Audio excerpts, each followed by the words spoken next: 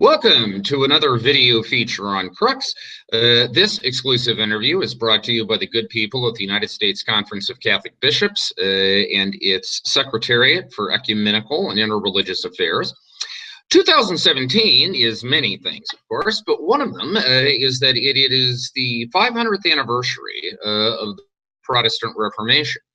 We're building, of course, to the big day on October 31st, which will be, the history is a little debated here, but supposedly the 500th anniversary of the day when Martin Luther tacked those famous theses to the door of the cathedral in Wittenberg, Germany, the event that triggered the Protestant Reformation.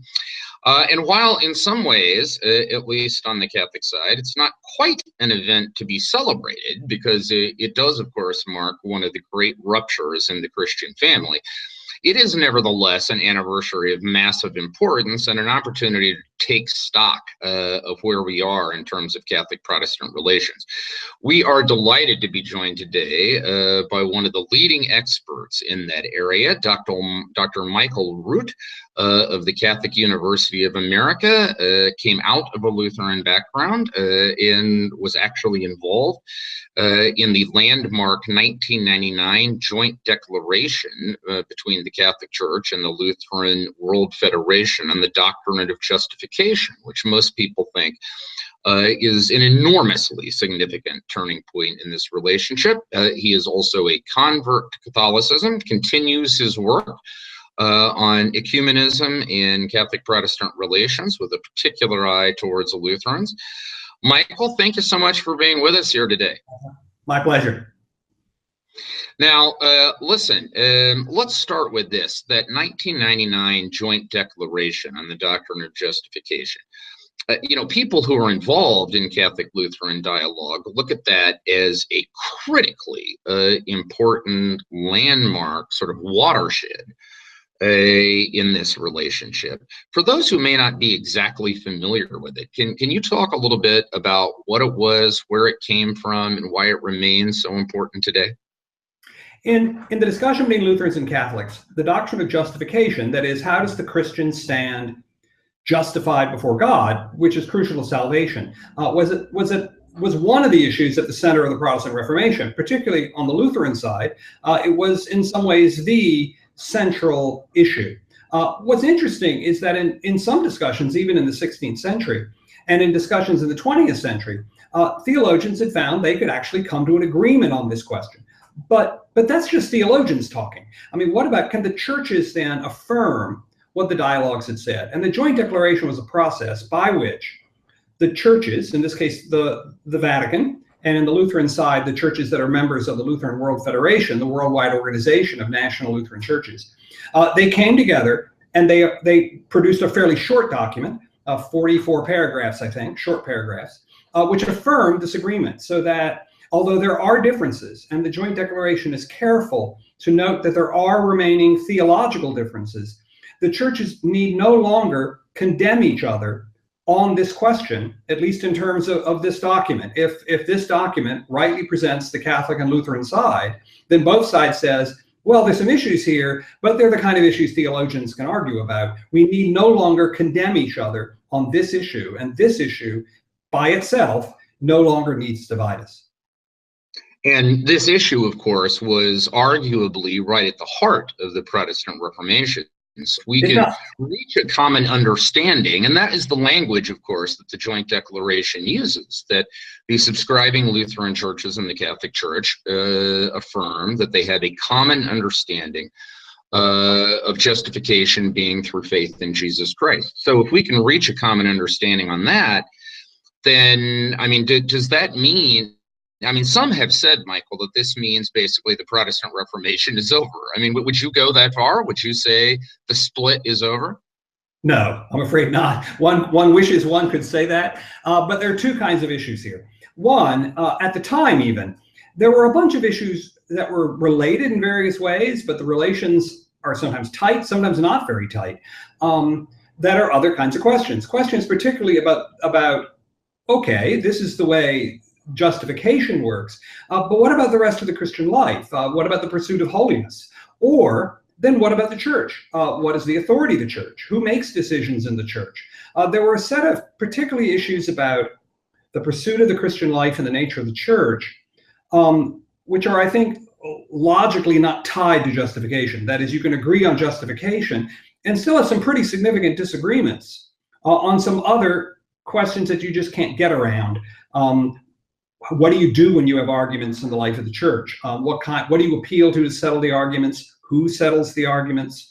You have a bunch of other issues. That's one set of problems. And the other set of problems is it's 2017. It's not 1517 or 1530. The churches have changed over that period of time. There are issues that weren't major issues in the 16th century that are issues today. The Reformation was more than just a theological phenomenon. It was a phenomenon in the life of the church, the life of the society, and there were other things going on that I think significantly contributed to the divisions that occurred that were not just a matter of theology.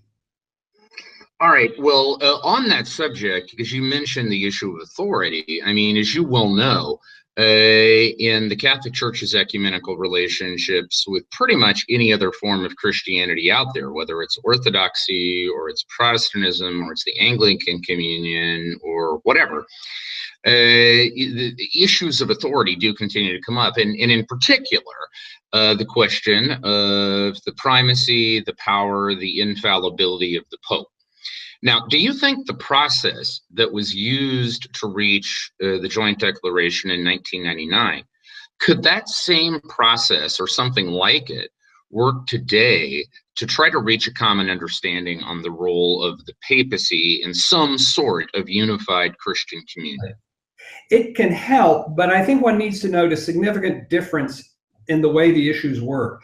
With justification, you're broadly speaking dealing with a conceptual issue about the nature of salvation. And whereas it's really important for the Christian life, how you understand the nature of salvation, there's not a kind of one-to-one connection between this theological position and that practice. When you get to issues of ecclesiology, the nature of the church or the nature of the papacy, it's a little different in that you've got a much tighter connection between a particular position, theological, conceptual position, and a particular practice. And it means it's harder to just agree to disagree.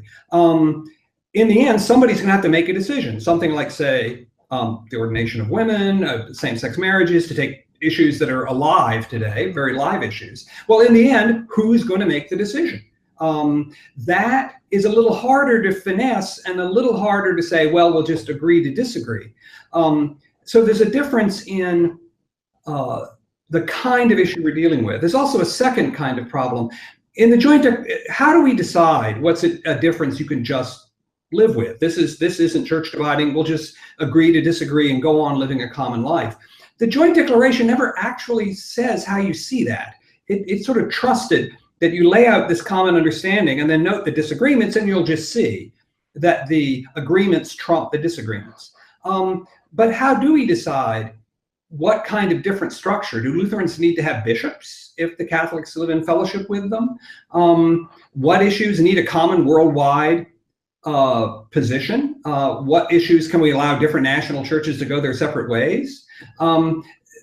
We don't really have, at this point, we haven't had a really good discussion of how you recognize what questions you can live with differences and where we really need to agree.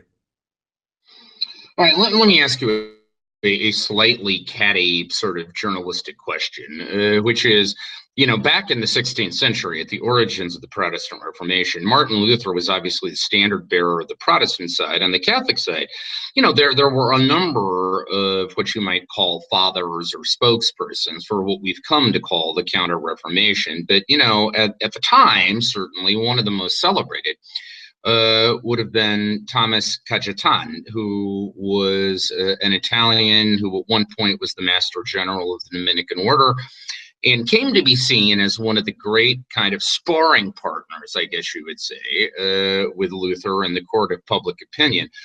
So what I want to ask is, you know, if those two guys were around today, okay, if Luther and Cajetan were around today, in light of the Joint Declaration and all the progress in Catholic-Lutheran relations since the Council and any number of other forces, Would those guys be friends? I mean, do you think they would be able to sort of find a modus vivendi today?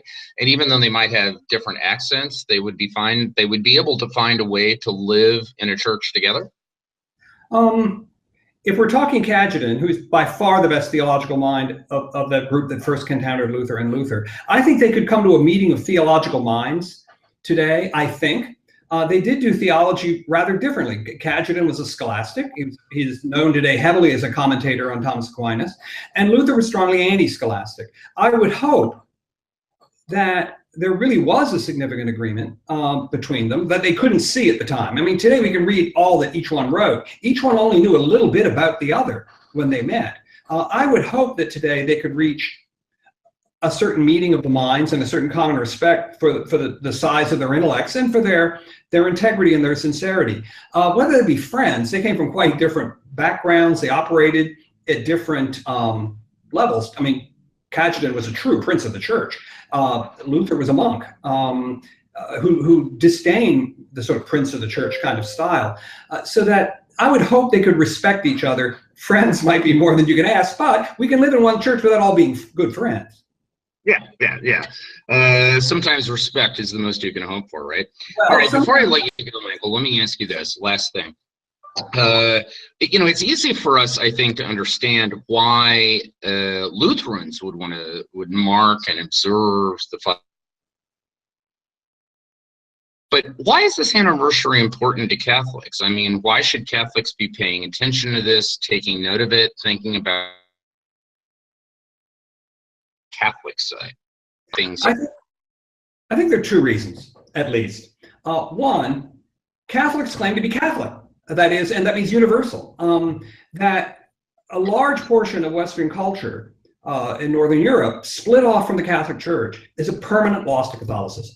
Vatican II says that means that the Church cannot express its Catholicity in this aspect of Christianity, Northern European Christianity. And this is a loss to the Catholic Church. If the Catholic Church takes its Catholicity seriously, it must reach out to non-Catholics who we cannot but recognize as genuine Christians. So I think our Catholicity requires us to do this. But there's also a second reason.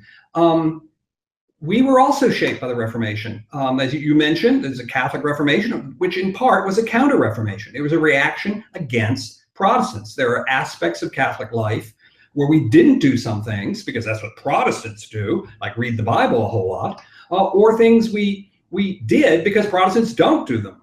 Certainly Marian piety has been shaped to a degree by the fact that Protestants don't venerate Mary. So I think it's coming to terms with how Protestantism has impacted Catholicism in good ways and bad is part of what makes thinking through this 500th anniversary a good thing. Now, I don't think a Catholic can celebrate the Reformation the way a Protestant can, but we can commemorate it, think about it, come to terms with it in ways perhaps we haven't so far. All right, well, at Crux, we will continue.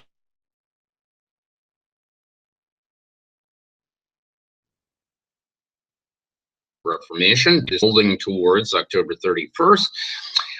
Michael, I hope as we continue to do that, and as we continue to try, as you say, to think through the implications of what happened in 1517 and everything that has happened since, I hope we can continue bringing you into our conversations about it. I'd be happy to do so. Thanks. That was Dr. Michael Root of the Catholic University of America, one of the world's leading experts on Catholic Lutheran relations. So please check out his work. You can find our coverage of the Reformation anniversary on the Crux site. That is www.cruxnow.com, www.cruxnow.com. Stay with us for the Crux's social media platforms as we bring you more exclusive video features. Until then, I am John Allen, the editor of Crux, and I will talk to you later.